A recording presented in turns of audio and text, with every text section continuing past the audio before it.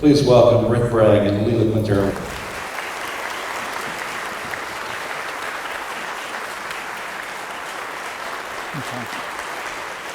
Thank you, brother. I get the Barca Lounger. He said earlier today it was the most comfortable chair he's ever been in, so we decided we'd let him sit in it. I'm Lori Barton. I'm first-year writing coordinator at Chattanooga State and am going to be your moderator this evening. Okay, so I'd like to start with a couple of general questions for both of you. The first being, both of you, of course, wrote memoir in terms of the common book we've been using here. What is the motivation for writing memoir as opposed to a third-person account of one's personal story? And how is the writing itself enriched as a result? Lila? Okay, well, I'm not an observer. I don't have a distance to the story. I live my story. So I'm not coming to it as a reporter or a historian. I'm coming to it as someone who experienced these things. So it's better for me to present my story as a memoir because I can also present my point of view. And everyone knows that when you're reading memoir, you're not just reading history, that it is coming through the filter of my feelings, my opinions, my take.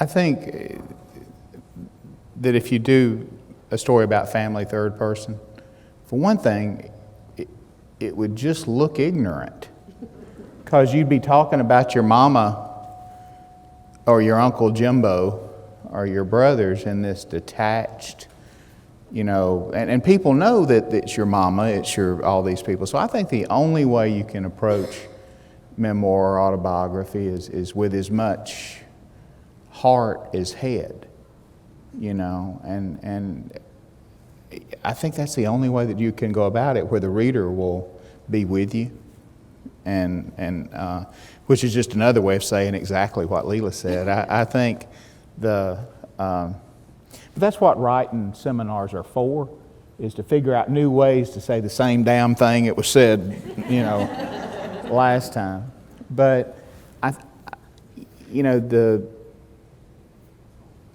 think that if you do third person, then you create this great historical document. But history is the way things were. If you do it first person, then it is history, and you hold true to history. You have to hold true to history. People will know if you don't. But it's also nostalgia. And nostalgia is the way we want it to have been. Now, the secret is to not betray the one for the other. Not betray the past for the way you want that past to look. But I think it's got to have as much heart as head in it, or it just will not work. And the folks won't like it, and they won't buy it. If they don't buy it, that would make me not a writer. And that would make you living in the dark without Alabama Power. Exactly. Okay, so writing a memoir is as much an exploration of the self as it is a recollection of memories. In writing each of your memoirs, what did you discover about yourself? How did the process affect your feelings about your personal past? What insights did you gain? What memories were most difficult to face, and what are most special? Rick? Well, as far as what I learned about myself, I'm not sure I necessarily buy into that self-discovery when you write a book, because people always tell me, and they're nice folks. I feel like I gotta to see these folks over here, so they could be making faces at me and I wouldn't know. But I feel like when people, and this will happen sometime tonight, someone will say, boy, that was brave what you did in that book. That was courageous what you did in that book. And I've heard people say that to you. That was very courageous. But the writer, I can't say that, because The story that I got to write was one I was proud of.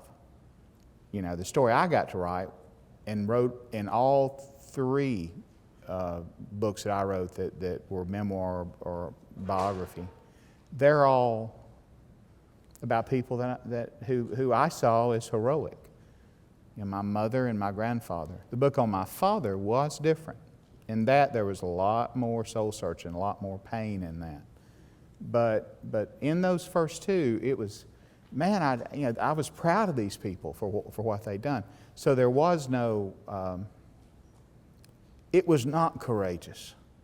I think those people who tackle a subject that has great darkness in it, you know, that has, where their people, the people close to them, tight to their heart, I think those people who write those books of horrible pain, they are courageous. And I think there is self-discovery. But I'm just as confused about who I am now as I ever have been. I'm with you on that. Yeah, I'm still confused. Lila? You know, I think that for me, the greatest discovery wasn't in writing my book, was not so much about myself as it was about my story and my family's story.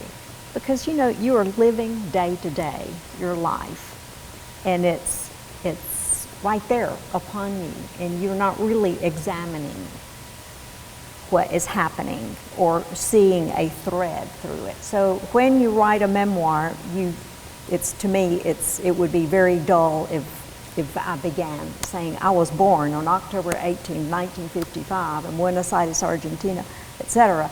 I'm looking for a certain story, a certain thread that I'm going to follow. And so that to me was the discovery, is figuring out what is the story that is worth telling about my life. I thought it was a pretty ordinary, mundane life, and then I figured out, I found that story in a way to tell it. That was my discovery. I can't really say that I discovered that much about myself. I may think on that longer and come up with another thought. Well, and will the answer be the same in 20 years? Exactly. You know, that's the thing, is in 20 years. One more for both of you before I break away. What does the southernness of a writer, to whatever degree one is southern, contribute to the quality and or style of writing? Of writing in general? Or? In your writing and writing in general. Well, living in the South is what I know. And so there was such richness, I think, to life in the South. For one thing, there were such contradictions, which is a lot of what makes a story rich. That the very same people, or sets of people, I say, that perpetrated some of the heinous things that happened in my little hometown, where there was an outbreak of racial violence, were some of the same people that were the most marvelous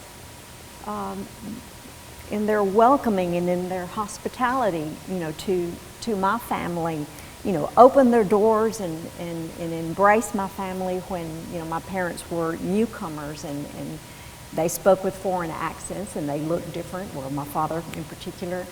And he went around and preached at these little country churches, and I went to those country churches with him sometimes and saw the big dinner on the ground spread, and the people were so loving and they wanted to, you know, give us money and all of that. One and the same set of people. That's, I'm sure you could say the same thing about any other part of the nation, but that's the part of the nation that I know, is this complexity, this intertwining of the goodness of the heart, and then these, you know, dark things that. It reminds me of what Rick was talking about last night, that I hope you'll expand on, is the goodness of the Southern. In your case, you were talking about the Southern man, but I was fascinated last night by your discussion of what is good. Yes, there's the bad. Yes, there are the wife beaters, and just like there are everywhere, but the goodness of who the Southern man is. Well, it's I'm not sure that it's a goodness so much as it is a toughness that when it's applied to a cause or to a belief or to aid, you see it when tornadoes rip through a place. You see it when the tornadoes ripped through Tuscaloosa and tore, the South apart. You saw a toughness. I put a line in the story that said, one Southern man with a chainsaw is worth 15 with a clipboard. And but I think Southern men and women, I just don't think it in the South, and I'll probably get thrown out of here because there's probably 10 or 15 men out there that could get me out of here. I don't think that in the South that we can get through our culture anymore without a great deal of hypocrisy. Which I think you said it much kinder with contradictions. But I don't think we can really get through our life anymore without a great deal of hypocrisy.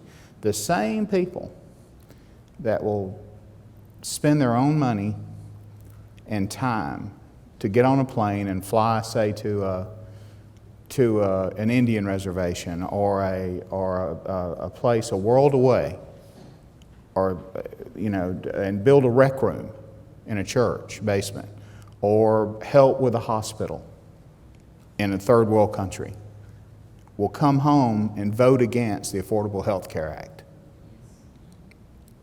Or they'll vote for an immigration bill. Same people.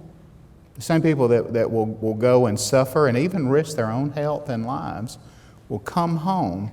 And I think it's part of being Southern. If you're Southern, you want to belong. We are about, and no pun intended here, we are all about the clan, the C-L-A-N. We are all about the clan. And we want to belong. And right now, the clan is that contradiction. But the thing that you asked about, God, that sounded pretty smart, didn't it? Anyway, I'm kidding. But the thing that makes Southern writing, and I believe inherently better, and I think there are a lot of Southern writers that didn't even know they were Southern writers. I think Charles Dickens was a Southern writer, and he didn't even know there's a South yet. I think, I think Southern writing is by its very nature like Southern food. It is richer, it is more complicated, which goes back to what we were talking about. I just think it's inherently better. Well, I used as my Facebook post last night the quote, something you said yesterday at lunch, that most writing is a rice cake and Southern writing is a biscuit with sausage gravy. Exactly. Which would you rather have? That's right, absolutely. Which would you rather have? Great. Okay, Lila, apart from your natural ability to draw, which is plain to see, why did you ultimately choose the graphic novel format for Darkroom? Well, my publisher, which is the University of Alabama Press, has an enormous catalog of titles about the civil rights movement that are written as academic books, as memoirs, by other people from all different points of view. They did not have anything that remotely resembled what I could offer, which is an illustrated work, and also a work from the point of view of Hispanic. So this gave me a unique niche to fill that was not filled, and it's just more marketable. It's been, modestly successful for an academic press release, and so I just brought what I could bring to the table. And if I'd had to write the book as text only, I really don't know if I could have done it. Quite honestly, I'm not sure that I could have made it rich enough. So, Well, and you mentioned last night it took about 3 years because there are more than 500 illustrations, you said. So to me, the richness that your drawing adds is really what makes it special. and I think that my brain is just constructed in a way that I see in metaphor. I express myself in metaphor a lot, and then sometimes the best way to express that metaphor is visually. Like, I can't really quite tell you exactly what I mean, but let me show you. Let me just, whip it out and show you.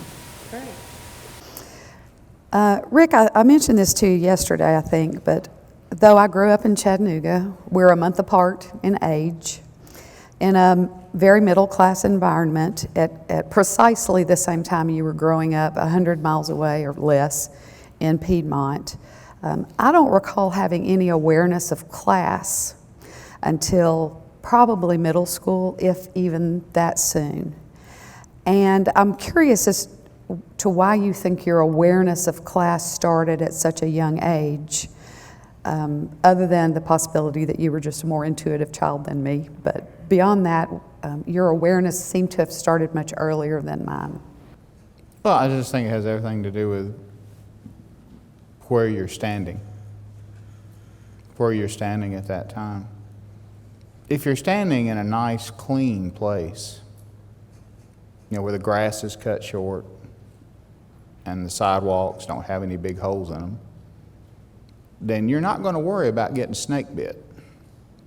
But if you stand hip deep in swamp, snakes are on your mind.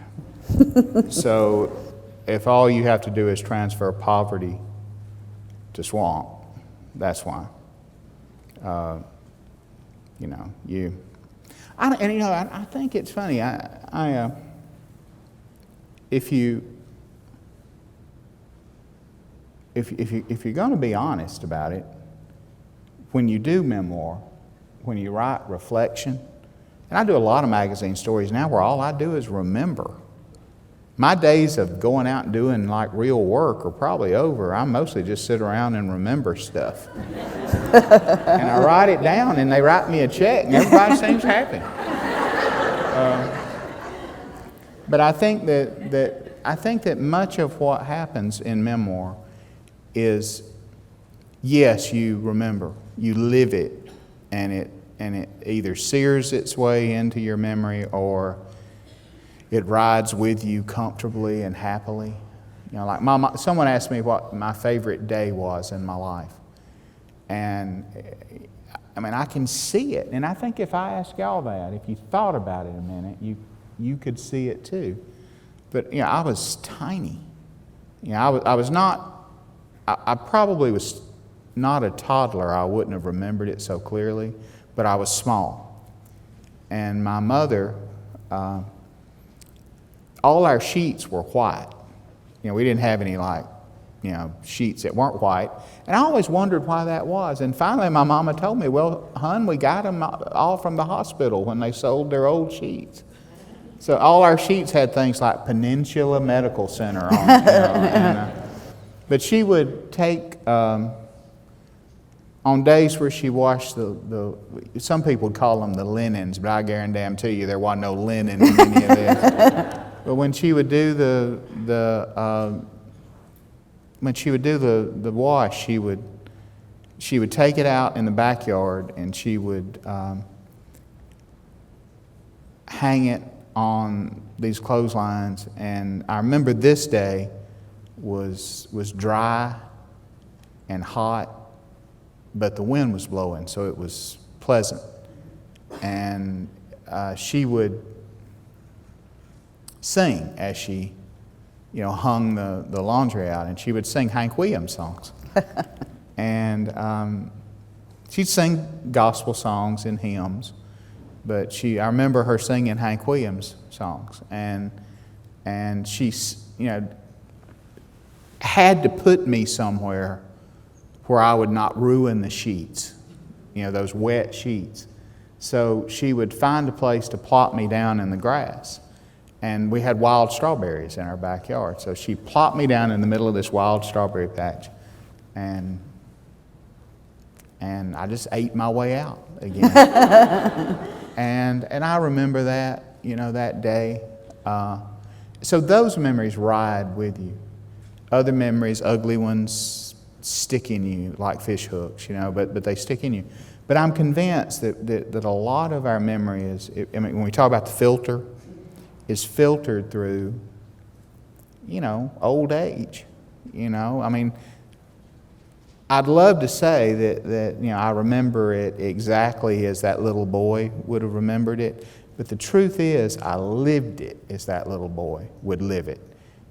But my feelings about it are those of an old man or a grown man. So it's complicated. It's complicated. And if you're going to be honest, of course that colors, the way you remember things or the way you feel about your family. I honestly have I try now to come up with an ugly memory of my mother, and the older I get, and my mom is still with us. She's 78, be 78 the 23rd of this month. And I can't come up with a bad memory. I just can't. Now, I had some, but they're gone. They went away. They don't matter anymore. They went away. And that's okay with me. Well, and I think it's funny about objects. Lila and I were talking about this earlier.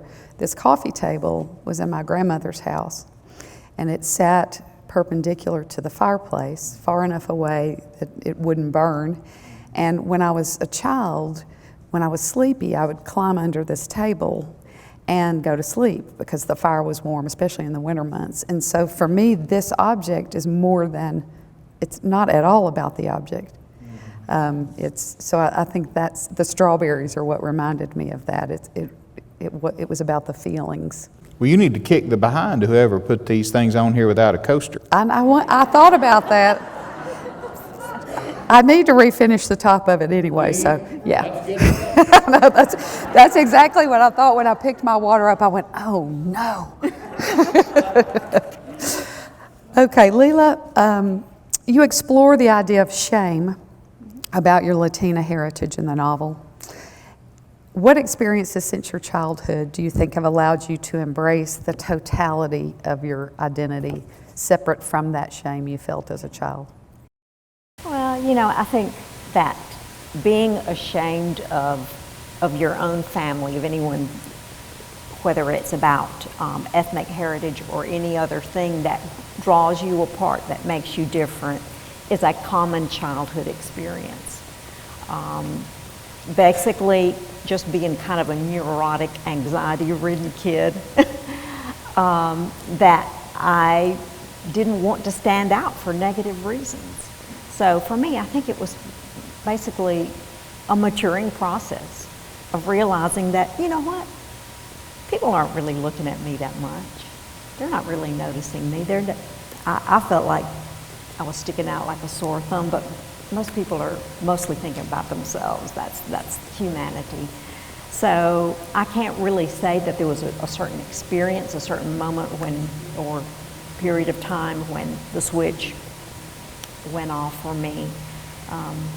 So that's what I'd have to say about that. Okay. You've already answered this question, Rick, but I want to expand on it so you'll tell more of the story. You mentioned, since you've been here the last couple of days, that about your mom being asked in an interview what the best day of her life was. So I'll let you share the rest of that story. All Over But the Shouting had come out, and I can't remember if Ava's Man had just come out, but the reporter, the book's got a lot of good attention, and we lucked onto the bestseller list. And I say lucked on because, believe me, that. So a reporter from I think it was Birmingham News, came to talk to my mama about, and my mama didn't do interviews. She don't do press conferences. But I knew the people who, I'd worked there at this paper, and I knew the people who were coming out. And so the reporter, a very good one, said, ask her, what was the best day of your life? And I got all puffed up. I thought, well, it's going to be, that day that my boy wrote that book about me, or the day my boy took me to New York City, or the day my boy won that prize. And I thought it would be one of those. And my mama said, she thought a minute, and she said, well, hun, my mama calls everybody hun. Well, hun, I think it was the birth of my first son.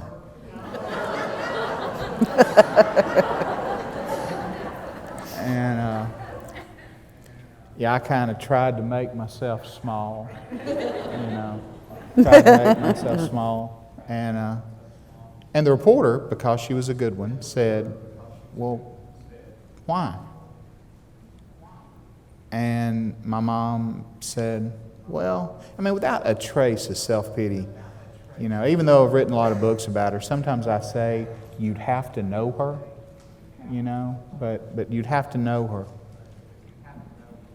So there's no self-pity in my mom. Pity for all other things, but not herself. And she thought a minute. She said, well, hon, I never had a doll. Yeah, I never had a doll. And now all of a sudden, there is this beautiful, perfect thing. And this is, this just happens in families, a lot of Southern families and a lot of families in general. But, Daddy wasn't anywhere around when the boy was born. Daddy was, across the state line somewhere doing something nefarious. And Mama had nowhere to take the baby. So she did what all mamas have done since the dawn of time. She took the baby home to her mama and her daddy. And the next morning, my grandfather, who was this fearsome, towering man that was like cut out of oak, but had a very good heart. And he told my mom, he said, pardon my French, but he said something like, damn it, Margaret, you kept us up all night talking to that damn boy. And the reporter, being a good one, said, well, what was he saying? And my mom said, well, what was she saying? And my mom said, well, I just kept looking at the baby over and over again and saying all night long, you're mine. You're mine. So that really does go back to what we were talking about. I just don't have many bad memories. And my brother Sam, you'd have to know him too.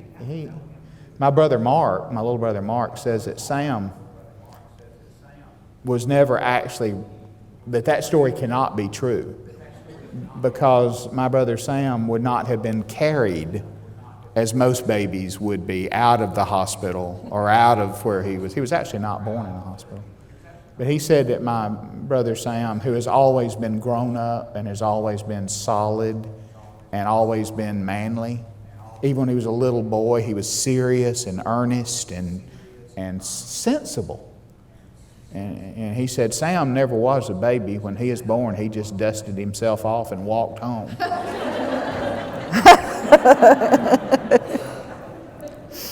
That's great. Thank you. Lila, do you share a bit of, as a result of your life experience, especially as a child, do you share a bit of the white shame that exists over our history of racism in the South in particular, but really beyond that? Or do you feel somehow separated as a result of your Latina heritage? Well, I feel separated from what happened, the history of the South, because my ancestors aren't responsible for any of that. But that doesn't mean that my ancestors, or my people, if you want to put it that way, aren't responsible for oppressing others. So while I don't feel that, the way that you pose the question, I don't carry any of that. When I went back to Argentina after many decades of being gone, one of the hardest things that I saw was how my people that are mostly of European ancestry, that's what a large part of the residents of Buenos Aires, which is my place of birth, that they're mostly Italian and Spanish and German and Polish, and a lot of the immigration wave of the late 1800s and the early 1900s that populated a lot of the United States populated Argentina. Well, before that, the conquistadores had killed the indigenous population or driven them out. So anyway, back to my trip to Argentina, that there are now, in recent years, coming into the country waves of immigrants to the big cities like Buenos Aires from Paraguay and Bolivia, and they are bronze-skinned people that look very much like the natives of this country, and there is blatant bigotry against them, and it is I think the level of awareness that exists in the United States, that most people, even if they behave in a racist way, they consider an insult if someone calls them racist. And they also, I would say that most of us are cognizant of the fact that you can be racist without resorting to violence. And the attitudes that I ran into down there were, well, I'm not racist, I don't kick them and I don't beat them and I don't, step on them, but oppressing or, denying them equal rights or calling them ugly names, that doesn't even fall into the conscience of a lot of Argentines, and I don't want to generalize. So in a roundabout way, I'm telling you that it is the nature of humanity to look down on somebody else, to step on someone else. So if I have any shame, it would be sort of the vast cultural shame that we all, should, I guess, cop to, is that we have this tendency to want to look down on someone else so that we can feel more superior, and that's, well, It's unfortunately a very human trait. Rick, in your writings and various interviews I've read, you sometimes seem to be almost embarrassed by your success. And I'm reminded often of a phrase my grandmother used to use about getting above your raisin. How do you feel about your success today, and have your feelings changed about it over the years? I don't know. It's an interesting... First of all, it's relative, because, I ain't Howard Hughes, But I think it all depends on what you try to do with it.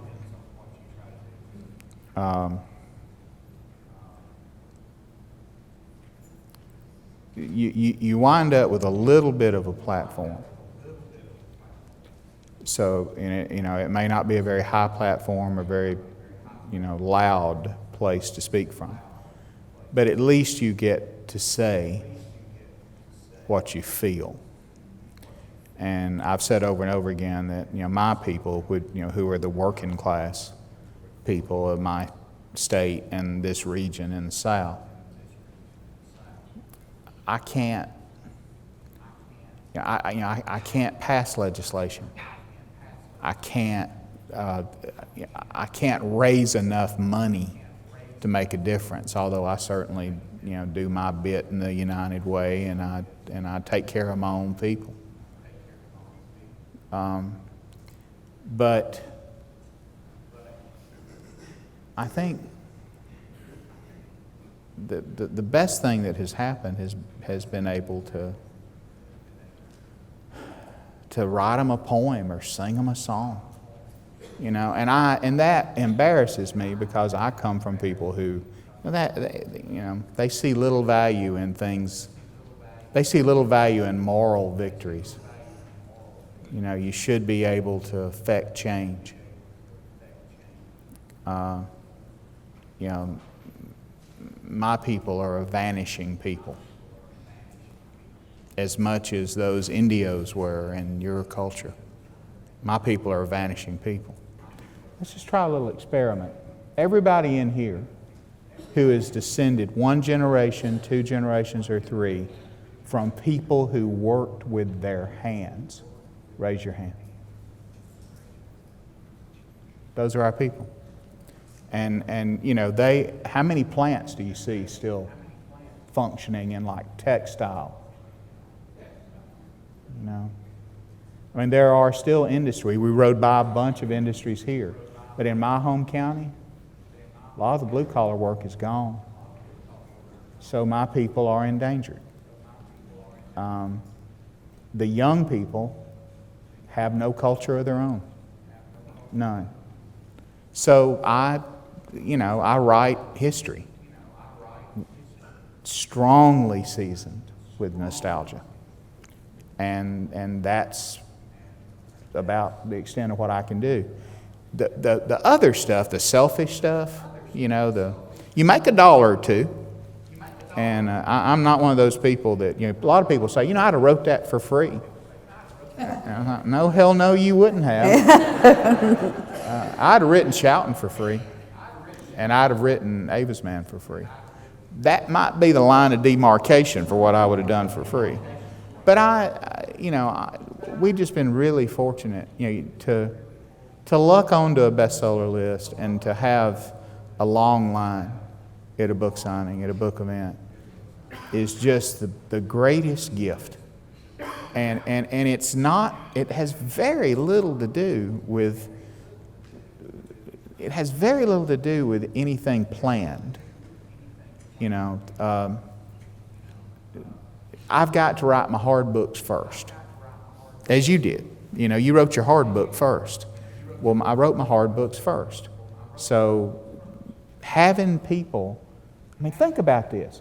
People will line up to buy a book about poor people from the state of Alabama. They're going to re-release Shouting next year in a beautiful, it'll be just like the original hardback, only I will be older in the author photo. But they're going to sell it for a hardback, regular hardback price, and it'll be a commemorative thing. And I thought that's just great. I was so happy because people have been mad at me for 18 years that it's sold out in hardback, and they're hard to get. And for 18 years, people have all but cussed me out in line at bookstores. But then they also said they're also going to do like a leather-bound, fancy slipcase version of it. So I said, no, let me get this right. This is a book written about the poor working-class people of the foothills of the Appalachians, and you're giving them a $200 book? That's genius right there. But those things are, I'm just really lucky, and I've tried. I tried to do right by my people with that luck. And, and I don't, I work for a living, and I ride a bunch of airplanes, which I hate. I'm with you. And I shake a lot of hands, which I love, which I like. Because one of the great largesses is that I get to meet probably most of the people that read my books. I get to meet them, and I don't know how many people can say that. So it's just blind, dumb, stumbling luck. Because believe me, most things I carefully plan do not turn out well. Well, and as a follow-up to that, because I think this question relates, I've seen where you've used the phrase more than once, that pretension murders writing. Yeah, I think people want writing to be the purvey of an aristocracy. You know, and for a long time it was. You know, for the longest time, writing was the purvey of an intellectual or economic aristocracy. Well, so is reading. Right, and I think that, you know, that's one of the reasons why, you know, not all of Faulkner's villains, but so many of Faulkner's villains are the Snopeses. You know, in the great To Kill a Mockingbird, one of the great books ever done, I still disagree with the wonderful Harper Lee that the poor, tacky folks that live on the road to the dump are the genesis of evil in the Deep South. We all know White Citizens Council in Mississippi. You know, you got to have some rich white folks to do some meanness in the Deep South. But that has rarely been the way that, you know, that has been. So I think that pretension perverts story, but in the actual craft of writing, of putting things down on paper, I think that, you know, it discourages young people who might have a great talent, might have a great story. Technically, I'm still a freshman at Jacksonville State University. You know, I went to Harvard, but technically I'm still a freshman. I mean, what if my teachers had said, this doesn't belong to you? And I actually did have one or two say, you belong in trade school. You know, you belong in trade school. So I think that to not encourage, you know, blue collar young people to pursue that is a meanness, and it's a pretension that kills that pool, poisons that pool of potentially great writers. If it were not for well-minded, generous folks who betrayed their class, we'd never had an honest word written about poor people. If it were not for Dickens, then if it were not for Dickens, we would not have sympathy and conscience. If it were not, you know, FDR did the same thing in politics. He betrayed his class and saved us. Lyndon Johnson, you know, he was a powerful man. If he had stayed inside that power, society would not be the same for us, for my people. So, you know, I think pretension kills everything. I just hate it. You know, by God, just hate it. You know, I think writing is a craft, and it's a learned craft. There is no magic in it. I think that some people can play a fiddle, and some people can sing beautifully, and that is a gift.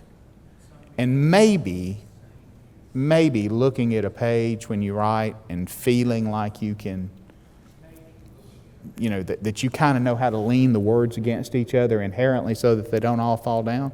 But mostly it's a learned craft. I can write because I come from the best storytellers on earth. The people, the foothills of the Appalachians, these people. And I can write because I come from good storytellers. But I can also write because I read A Christmas Carol. I read Mark Twain. I read Zane Grey. You know, I read some Faulkner. God help me. I know. You know. And you did lay dying. Right. I mean, you know, Faulkner wrote that beautiful young women disappear from small southern towns the way that beads slip off a broken string. Well, that's just beautiful, even if you don't like the SOB. So that's just pretty. So, you know, you learn the craft and you teach it, as some of these folks here do, and I think and the world's a better place. But when you start assuming that it only belongs to people of a certain caste, then it all goes to hell in a handbasket. Okay, I have a couple more questions for both. That's a little preachy, wasn't it? No, but it was good. It was Did good. anybody get up and leave? Kind of preachy. A couple more for both of you.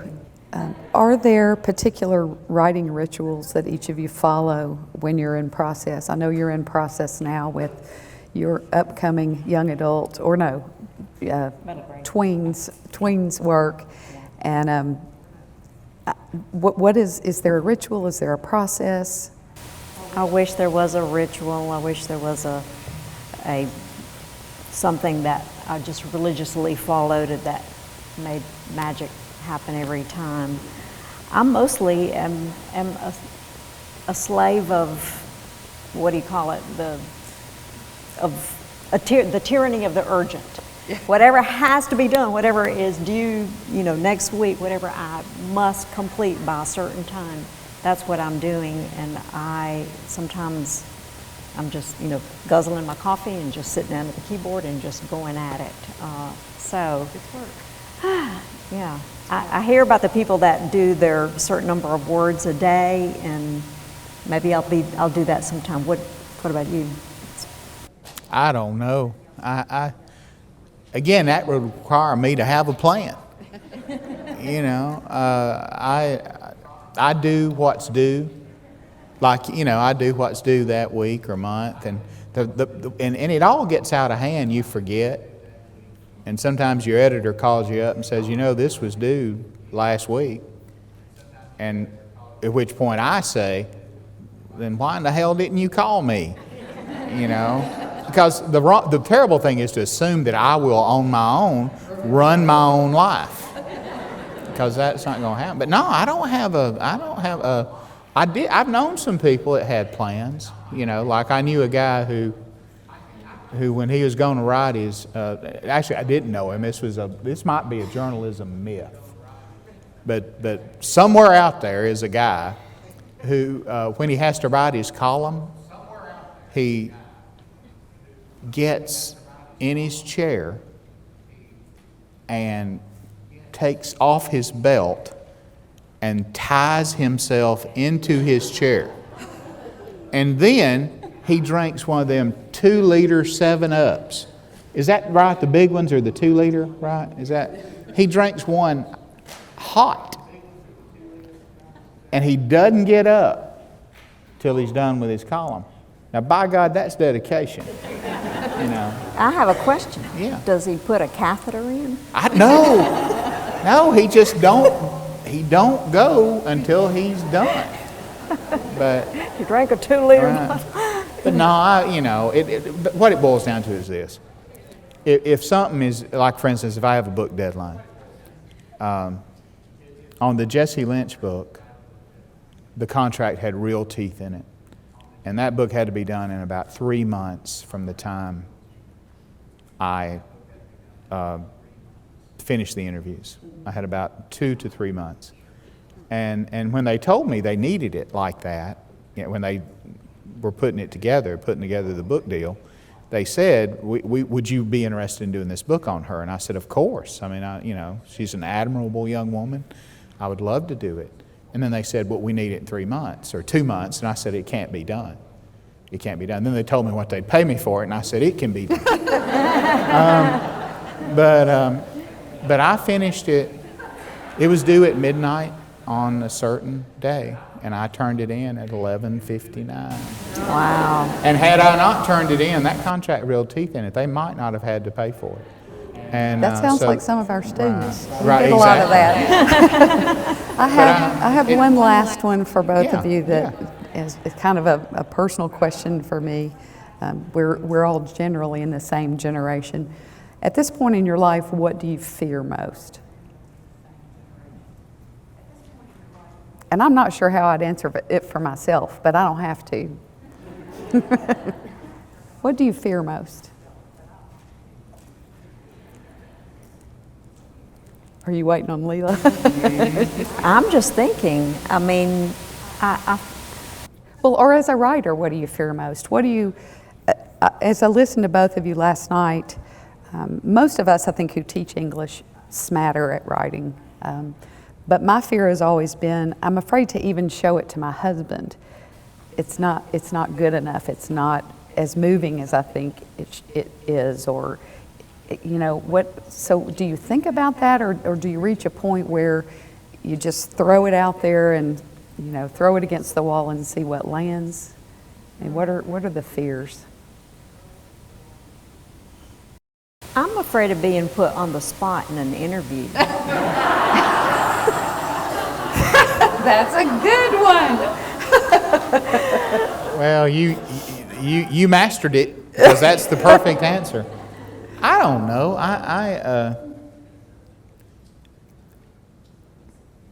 Look, it's all relative, and I think everybody in here knows what I'm talking about.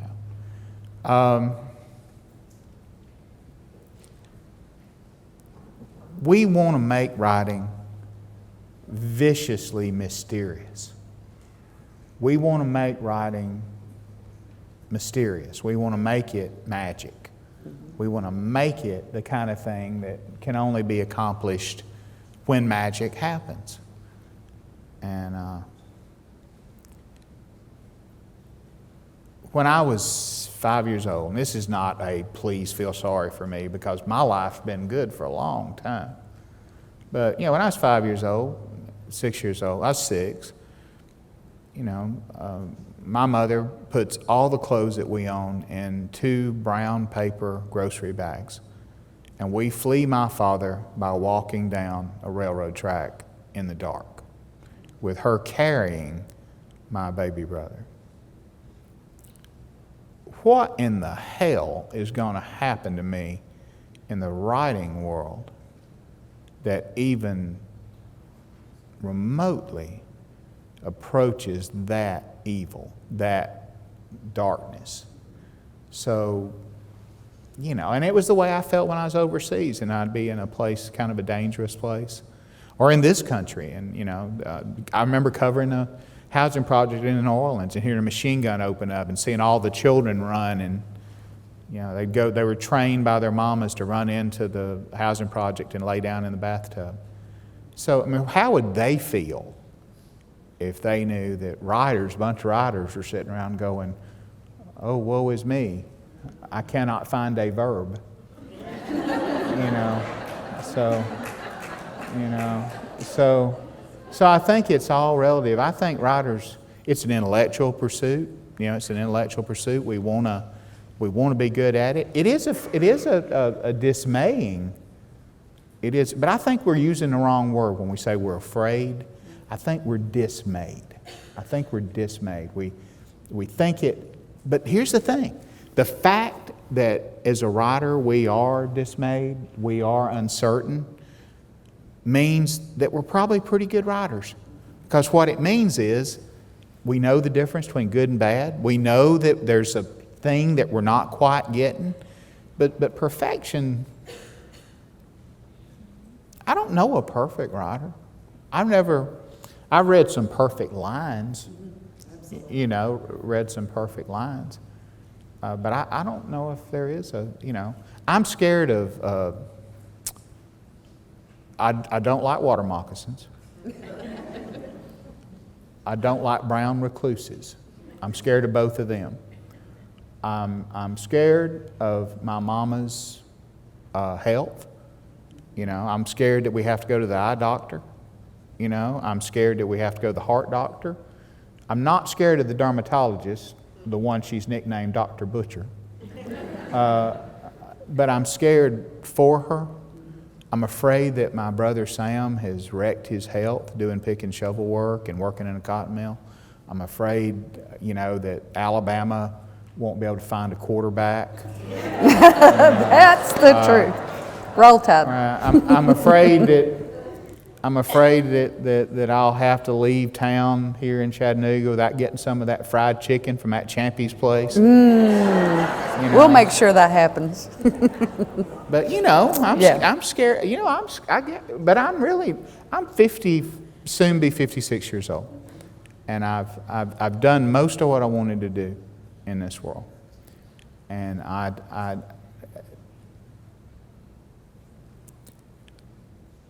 there's not a book that I need to write before I perish.